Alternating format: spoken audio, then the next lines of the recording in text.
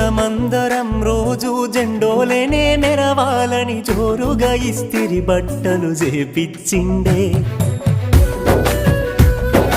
ice cream బండి ఇంటి ముందు గంట కొట్టంగానే జేబులున్న పైసలన్నీ మాయమోడే